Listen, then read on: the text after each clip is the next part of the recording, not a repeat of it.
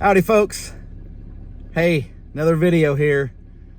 I'm trying to do as many videos as I can, just showing you how I do things, right? There's hundreds of ways to do things, and what works for somebody may not work for me, and what works for me may not work for you or somebody else. And that may be because of what type of cattle you have, or what kind of pigs you have, or what garden climate you're in, or whatever.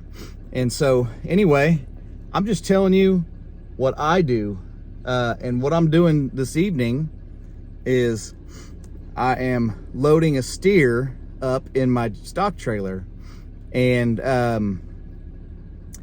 I know 99% of people are going to tell you, well, you shouldn't do that, and I'll tell you why. Is because sitting in a trailer overnight, these cattle will lose a lot of weight. They're going to lose a lot of water weight, and they'll kind of thin up a little bit. And I may try to take some video here of tonight and in the morning and show you how kind of sucked in this steer will look. And there's nothing wrong with that. He gets water all through the evening. There'll be a bucket of water in there. It's just that's just what happens.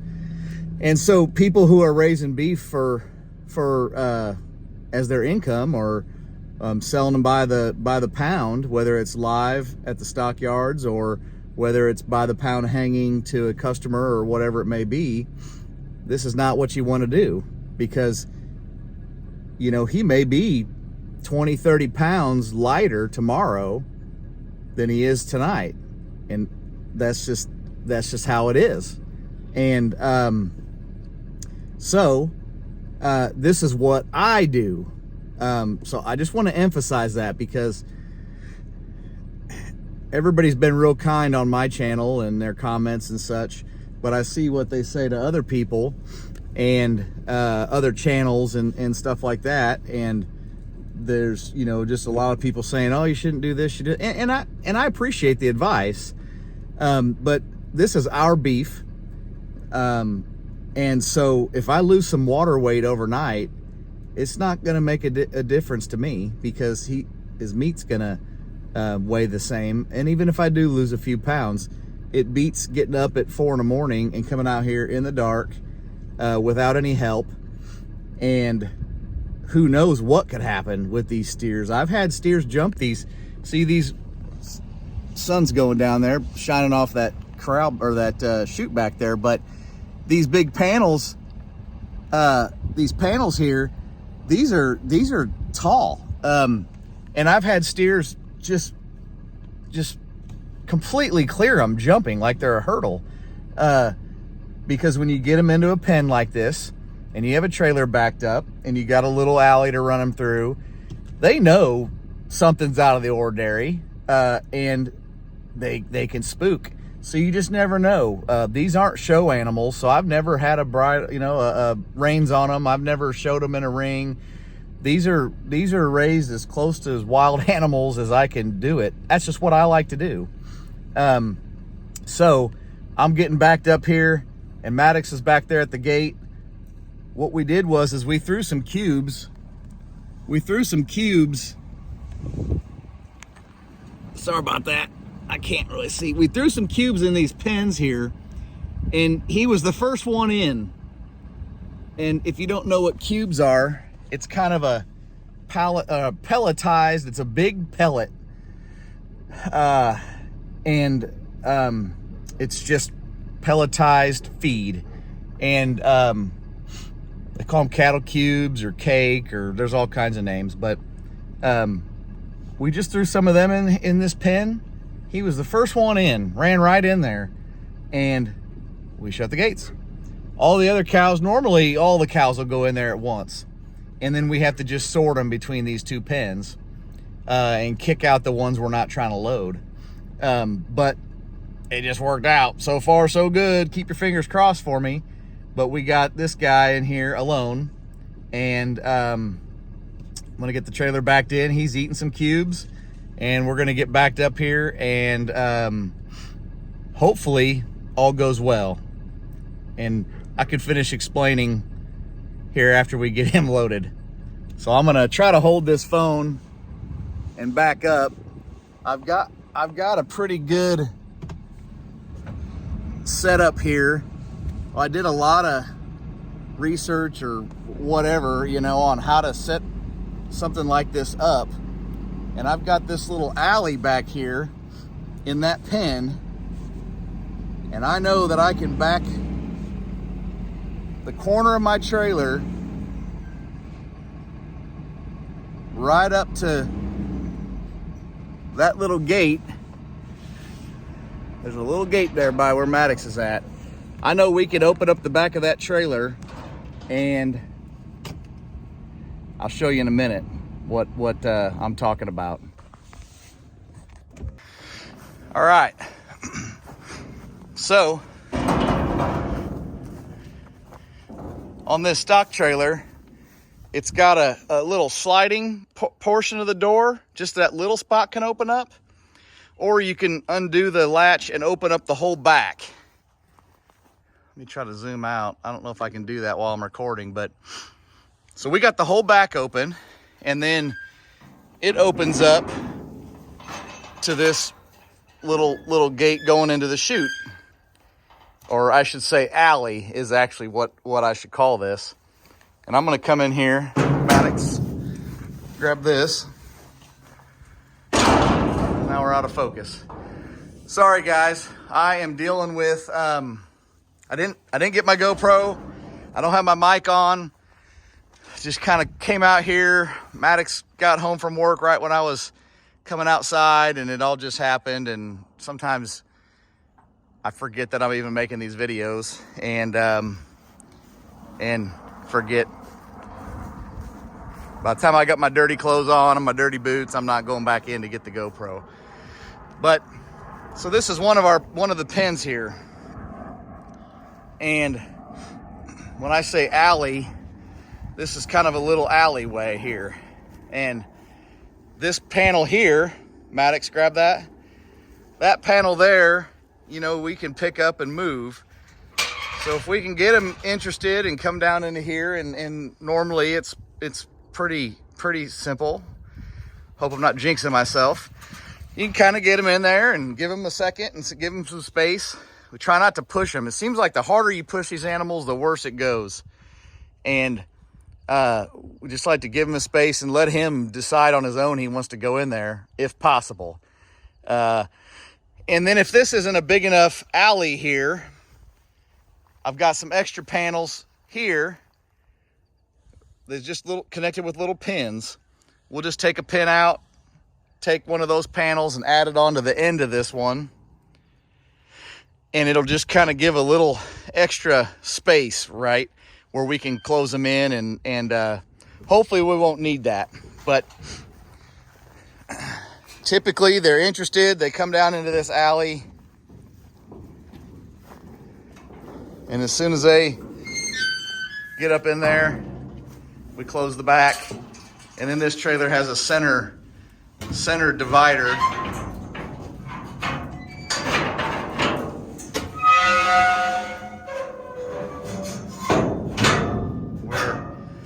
Now I'll leave him the whole trailer for the night, just so he has space to lay down and walk back and forth. If they're real aggressive, I don't, because it gives them a running start, and that's no good. If they got a running start from the front of the trailer and they headbutt in the back of this gate, they may just have enough power to break something or hurt themselves or whatever. So if they're cooperative, I just leave them. And in the morning, when I come out to go to the processor, I'll close that center gate, and it kind of keeps them from sliding around. And, you know, I got about an hour drive, and, you know, it's some interstate, some turnpike, some little bit of everything, some country roads that are all, you know, potholes, and it's kind of a pain. But so here he is. This is our last butcher steer that we have that's anywhere near butcher size. But he's about 3 years old on all grass. Now again, we give them cubes occasionally to get them penned up or to work them in the spring. Also, when it's going to be super cold in the winter, you know, it just keeps their bellies warm overnight. But he's looking filled out. He's looking good. He's probably, in these videos, I have found that it's very, very deceiving. The sizes of these animals, very deceiving. But he's probably 1,100 pounds or so. And here he comes, Maddox. And we'll see. We'll just see what he does.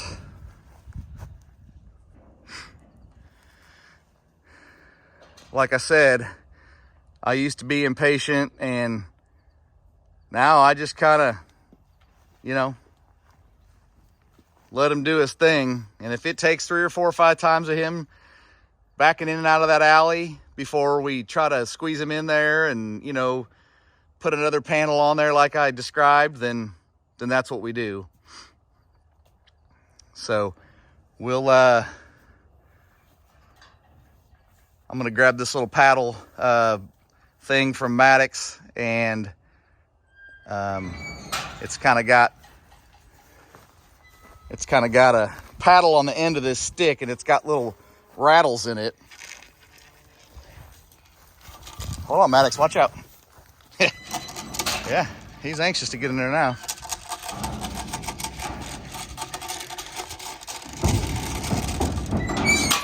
It's as easy as that.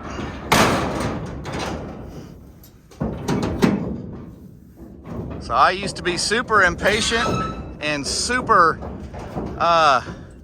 stressful and anxious, and I can tell you right now that these animals totally know it, and they feed off of that, whether it's good or bad. And if it's bad and you're anxious and forceful or whatever, it's usually your own fault, and it's usually a big pain in the butt. So like I said, if you're stressed and anxious and rushed and whatever, these animals are going to know it, and they're probably going to react the same way. And so I just had to learn. Chief always says, well, they can feel your vibe, you know, or yeah, they can feel your vibe, whether it's good or bad. And so I had to really work on that, because being relaxed and patient aren't my virtues typically. And so that took a lot of mainly Chief settling me down and just, you know, reminding me to you know, take it slow, take a breath. You know, if it takes several times to get that cow up in that alley, then so be it. It beats that steer getting stressed and jumping this fence, and then getting out. And then, I mean, if you can't get them caught in time to go to the butcher, then you're kind of out of luck. And today's age, ever since COVID, getting a butcher date at the processor is kind of difficult, especially a state inspected plant, or a USDA inspected is even more difficult. So depending on what you're doing with it, I honestly haven't had a whole lot of luck with, you know, custom shops, right, where all they do is custom work. I've only used one once for a pig, was not happy with it at all. You hear horror stories, well, I don't even know if that was my pig, you know, or I've just heard horror stories. And I've mentioned in other videos, I've developed a relationship with my butcher, and I know for a fact, without a doubt, I'm getting my product back. And being state inspected, I can legally sell quarter, half, whole beef, and in Oklahoma, and it might be nationwide, I'm not sure, to sell by the cut legally, you have to have it from a USDA inspected plant. Now, like I said, I don't know if that's nationwide or if that's just in Oklahoma or what, and I emphasize legally. But nowadays you also don't want to be on the wrong side of these 3-letter government agencies. So anyway, all this beef is going in our freezer, and share with our adult kids, and may even give some to our friends that help out around here on occasion. You know, I like to send some their way as well. So anyway, we got this dude loaded. I'm gonna pull my truck and trailer out of I park it right outside of the gate of the pasture up here, and that way the cows can still hear each other like throughout the night. I don't know if it reduces any stress for the steer or not. I used to pull it up closer to the house, and all night long they'd sit up there and moo away, and then the rest of the herd would be mooing. They'd be trying to find each other, I guess. And I find if I leave this backed up right to the gate, they can all see and hear each other and smell each other, and seems like it helps. So we're gonna get this truck and trailer out of here, and I'll pick up filming in the morning when I'm heading to the butcher. So I may make this 2 videos or 3.